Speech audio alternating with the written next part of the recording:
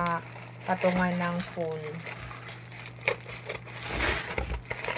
Ayan, ilalagay ko sa yellow basket yung ano nito. Ito siya. Ito yung kanyang style. So, let's try ko to. Ayan, ganyan yung ano niya.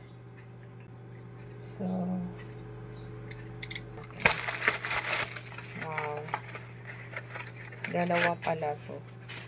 Bili na kayo guys kasi dalawa pala siya. Dalawa pala siya. So, dahil nga ako ay nagfi-filming. So, kailangan ko talaga ng ganito. For sample natin yung ganito. Lalagyan natin ang phone.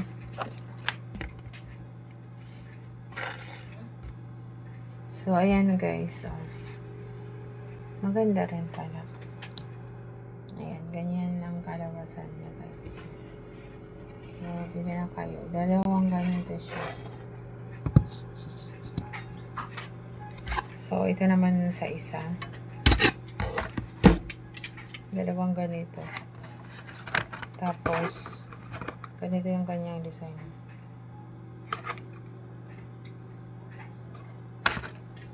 Dalawa siya. Tapos, doon naman, kailangan ko ng matibay na patungan ng phone kasi nag-filming ako. Every time na nag-filming ako.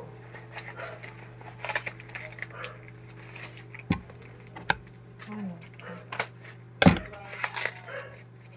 Gunding pala ito.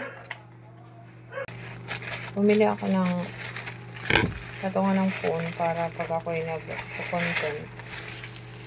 So, ayan.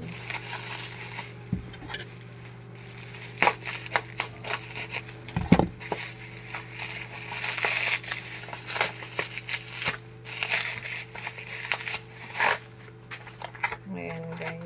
Bili na kayo. Nasa yellow basket.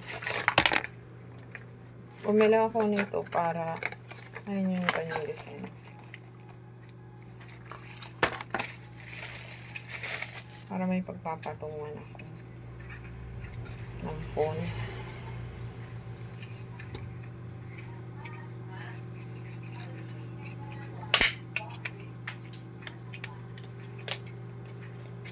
Ayan siya.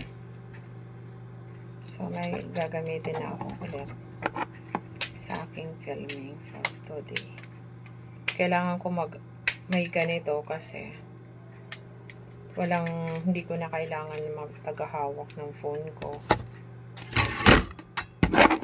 Kaya nga madalas ako mag-isa na magkakamera sa akin. So, ilalagay lang natin phone dito. So, ito na. Nasa yellow basket, guys. Maganda siya. Nakadepende rin sa gamit nyo, guys. Kung hanggang kailan yung tatagal yung ganito.